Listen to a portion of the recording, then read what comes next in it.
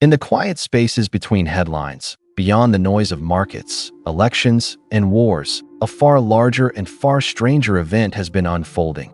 An event so universal, so deeply structural, and so quietly corrosive that economists avoid naming it outright, not because they can't explain it, but because doing so would expose just how powerless every institution on Earth has become in the face of forces they once believed they controlled.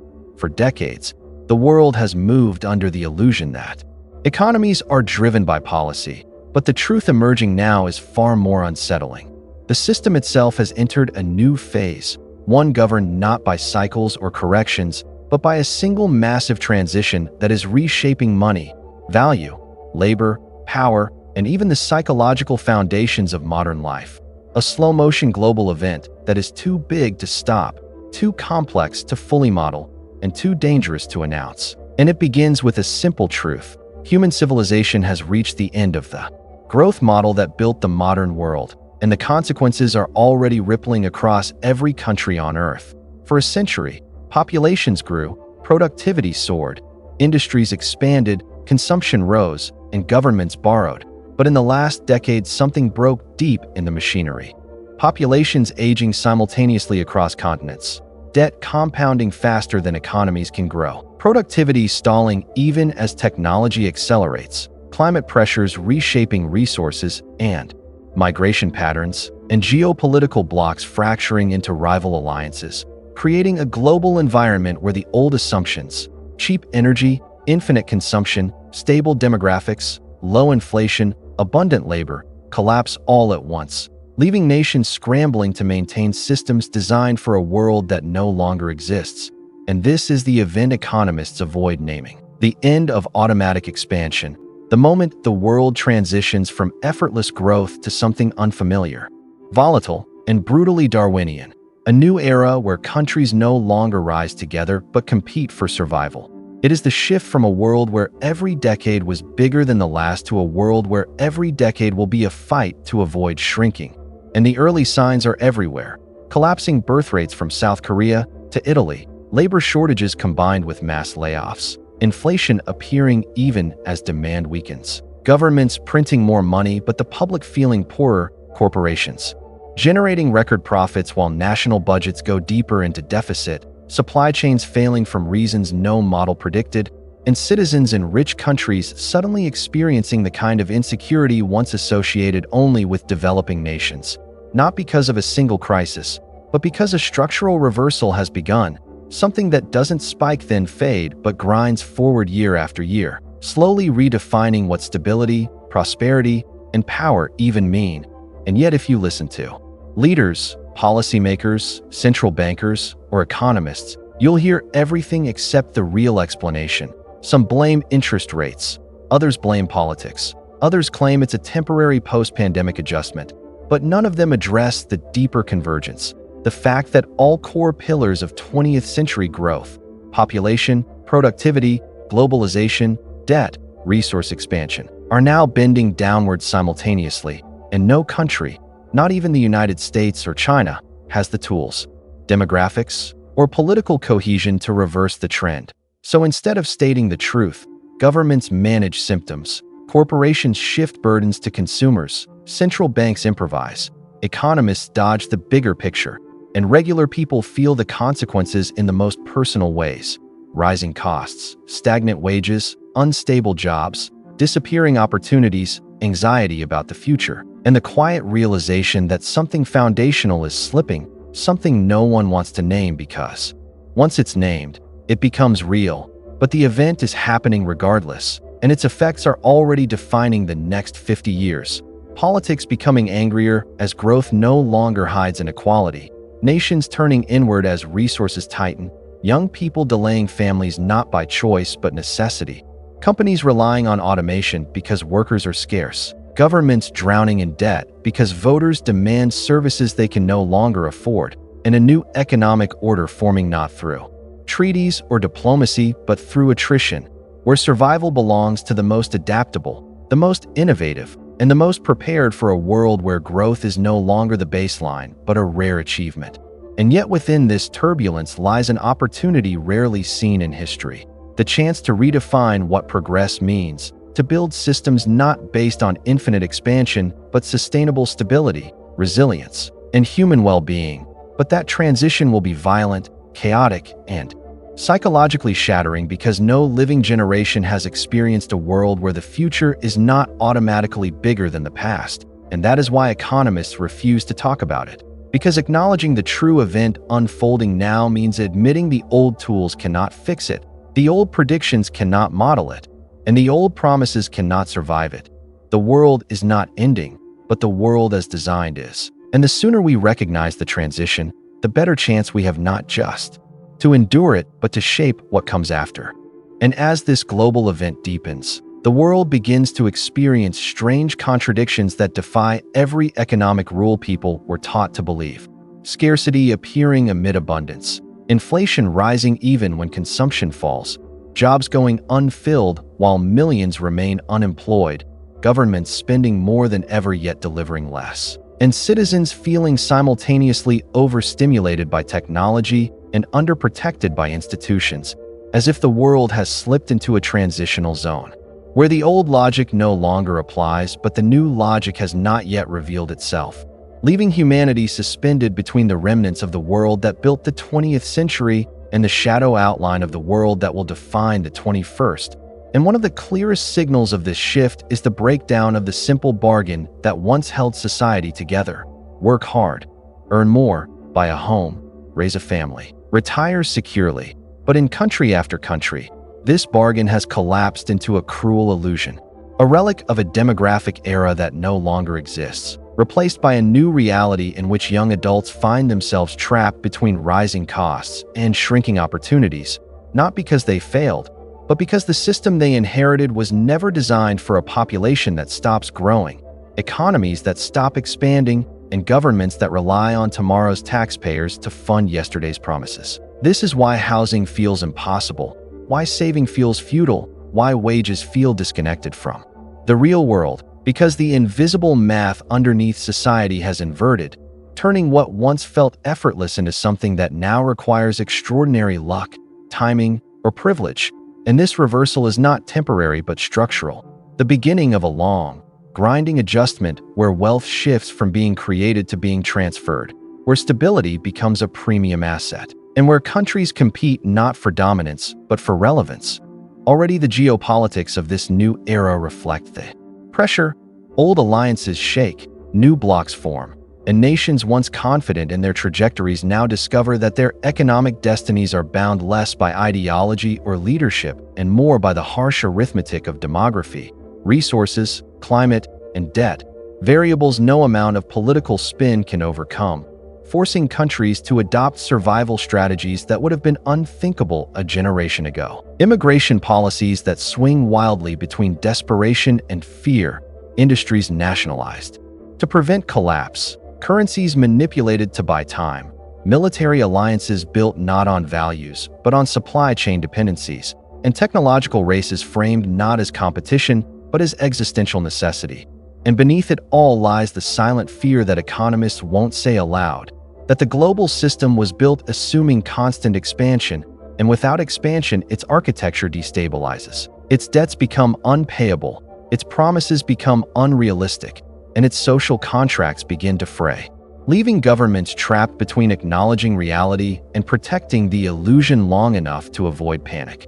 This is why the narrative remains fragmented, why experts talk around the edges, why predictions feel increasingly disconnected from lived experience, because the real story is too large, too unsettling, too irreversible to reduce to charts or policy papers. And so the public senses the shift long before the institutions admit it, feeling it in the rising cost of food, the anxiety around job security, the fading hope of long-term stability, and the growing sense that the future is fogged over with uncertainty, not because disaster is coming, but because the framework that once made the future predictable is dissolving.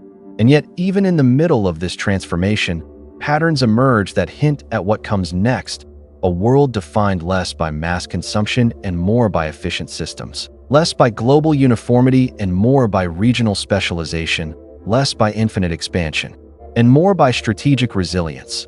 A world where power is not measured by GDP growth, but by the ability to withstand shocks, manage resources, protect citizens, and adapt to demographic reality.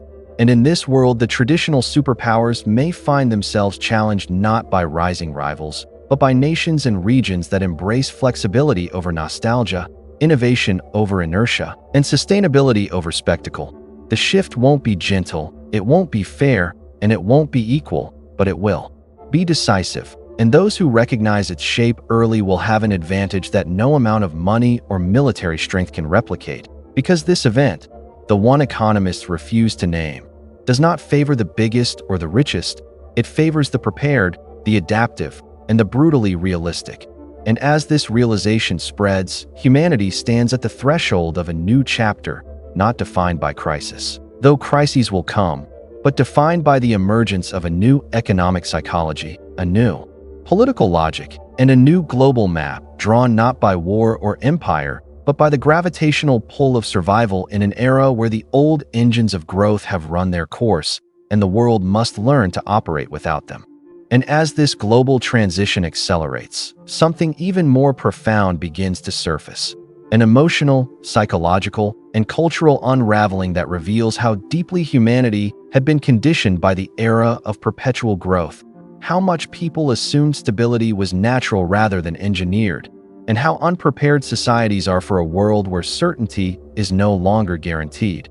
Because for over 70 years, the idea of progress was baked into everything. Education systems designed around future opportunity, financial systems built on compounding returns, social systems dependent on new workers replacing old, and political promises funded by tomorrow's taxpayers. But now that future is shrinking, tightening, folding in on itself, and the psychological impact is visible everywhere.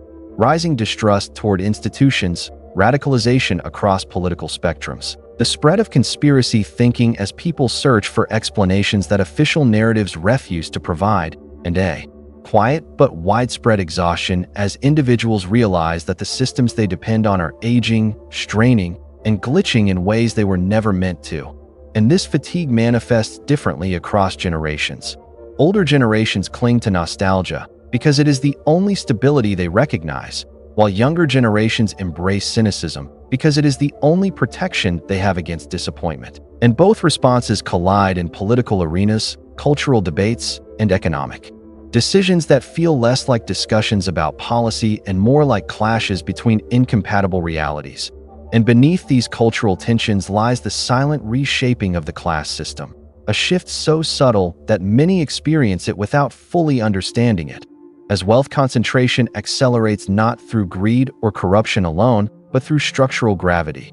In stagnant economies, money flows not to innovation or labor, but to assets, and those who already own assets become gatekeepers of opportunity, while those who don't remain locked out no matter how hard they work, creating a generational stratification that economists describe in dry terms, but ordinary people feel as growing unfairness, frustration, and hopelessness.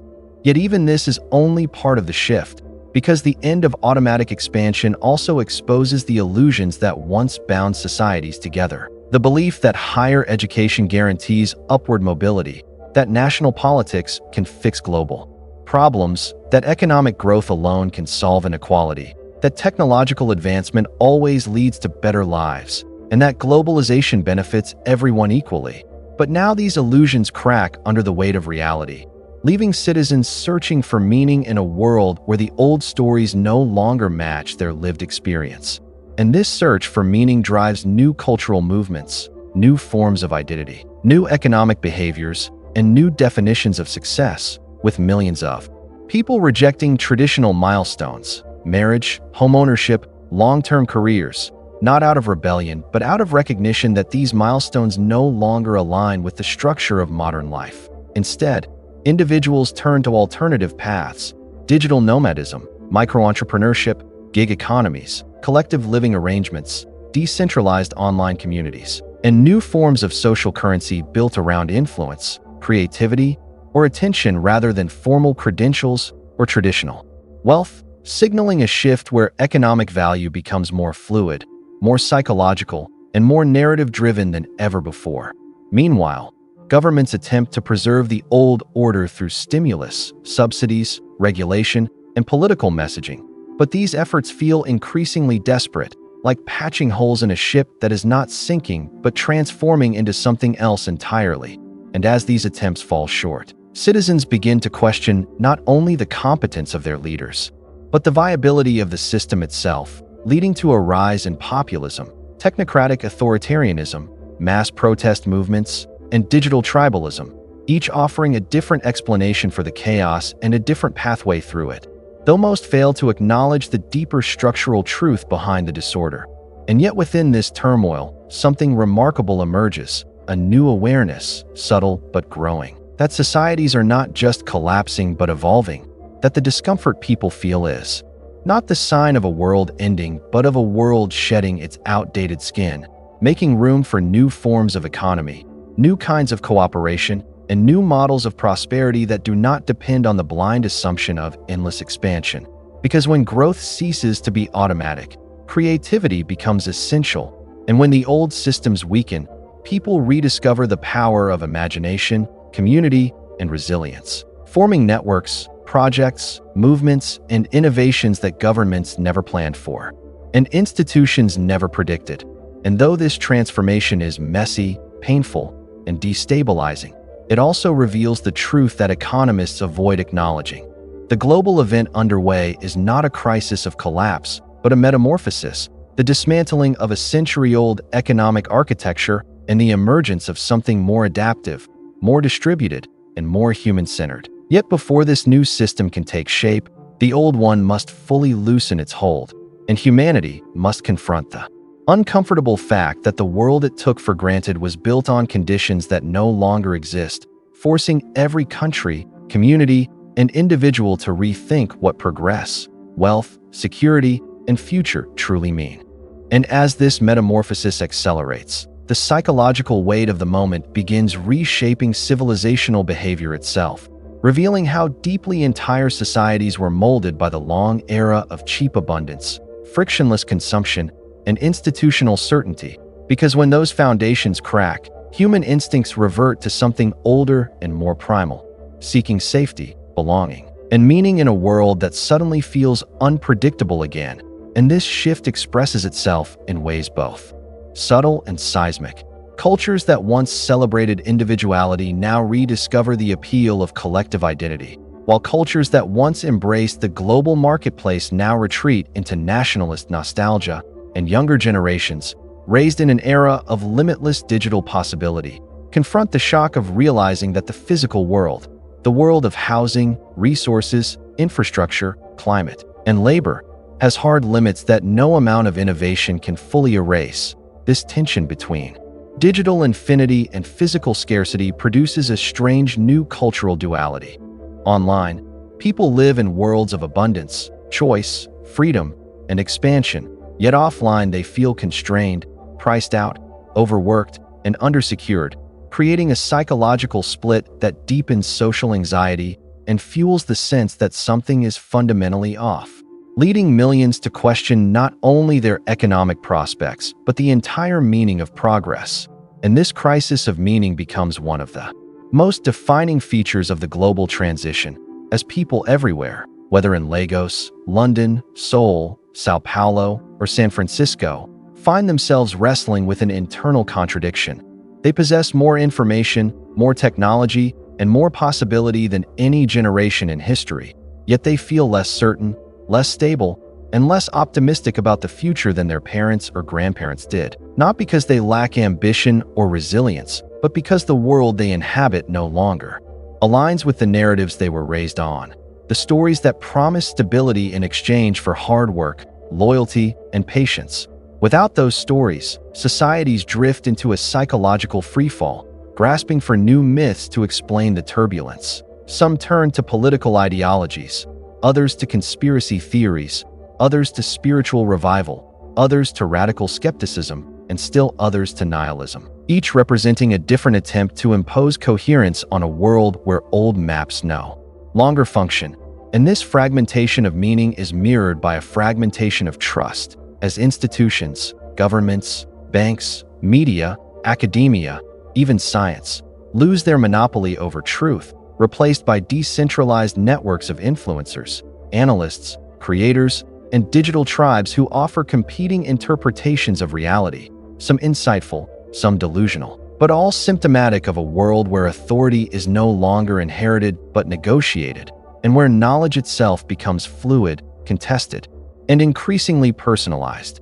Yet beneath the confusion, the global event continues pressing forward, reshaping not just culture but behavior.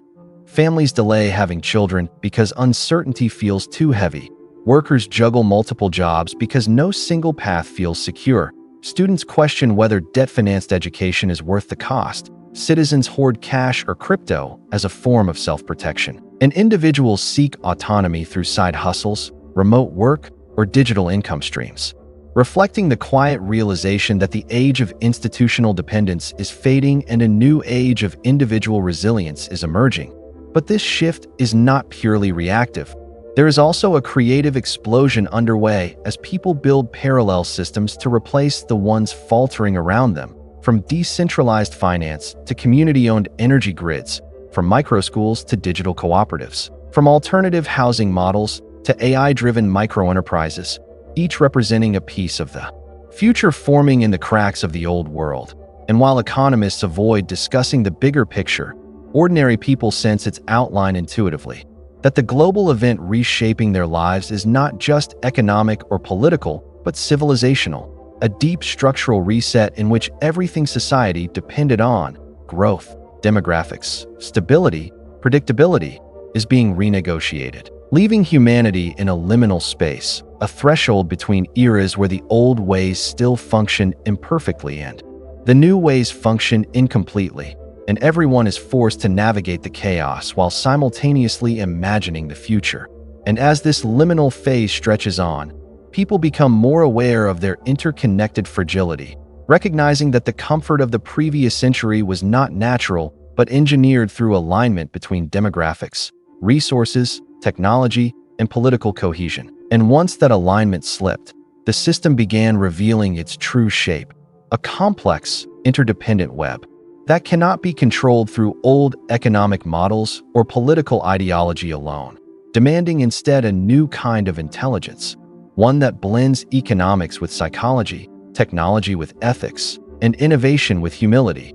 Yet despite the difficulty of the transition, a subtle clarity begins to emerge, that humanity is not witnessing the collapse of its future, but the collapse of its assumptions, and that what comes next will depend not on restoring the world that was, but on building a world that fits the reality of what is, a world that prioritizes resilience over expansion, sustainability over speed, meaning over consumption, and human dignity over institutional performance.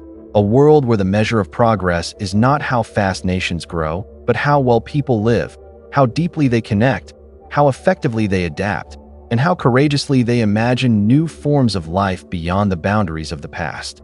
And as humanity stands at the threshold of this new era, the outlines of the next system begin to flicker through the haze, not as a polished blueprint or grand design, but as a mosaic of emerging realities, each piece revealing a different fragment of what life beyond the age of automatic growth might look like.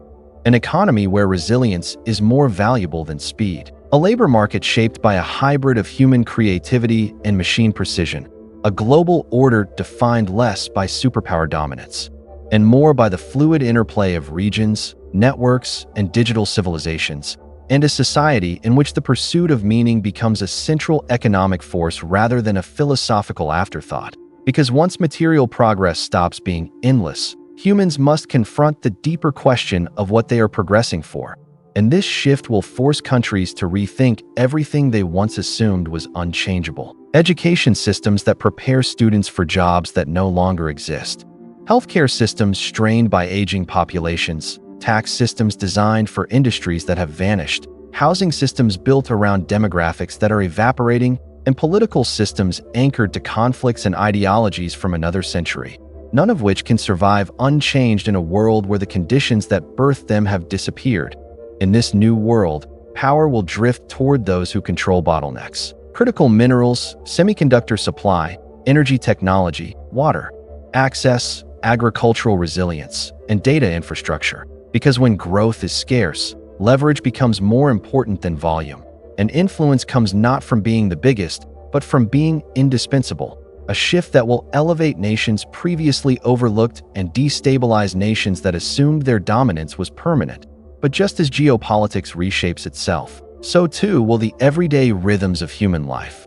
As people learn to navigate a more volatile but more flexible world, one in which lifelong careers become rare, multi-skilled adaptability becomes normal, and technology becomes less of an external tool and more of a personal extension, a second cognitive layer that amplifies human potential while simultaneously redefining what it means to be competent, creative, and valuable. And as machine intelligence expands, the nature of work will shift from performing tasks to shaping ideas, from repetitive productivity to adaptive problem-solving, pushing societies to prioritize human attributes that machines cannot replicate: intuition, emotional intelligence, ethical judgment, cultural creativity, deep curiosity, and the ability to coordinate trust at scale. These qualities will become the new engines of prosperity, not because machines replace humans, but because machines expose the parts of humanity that are irreplaceable, turning the economic logic of the last century on its head and forcing institutions to redesign themselves around human flourishing, rather than human labor. Yet this transition will not be evenly distributed. Some regions will leap ahead by embracing the new system quickly, while others will cling to the old system until it collapses around them. And the real divide will not be between rich and poor nations, but between adaptive and rigid ones.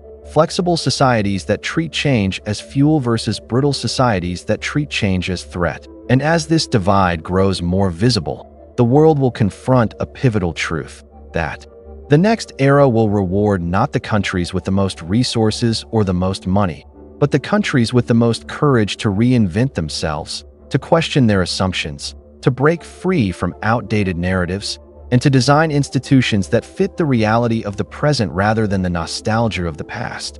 And slowly, through crisis and innovation, through setbacks and breakthroughs, a new global equilibrium will emerge. Not a utopia or a dystopia, but a more complex, more dynamic, more interdependent civilization, one that accepts the end of cheap expansion not as a tragedy, but as an inflection point, a moment when humanity is forced to mature beyond the adolescent belief that growth is infinite, and toward a deeper understanding that progress must be chosen, crafted, and earned.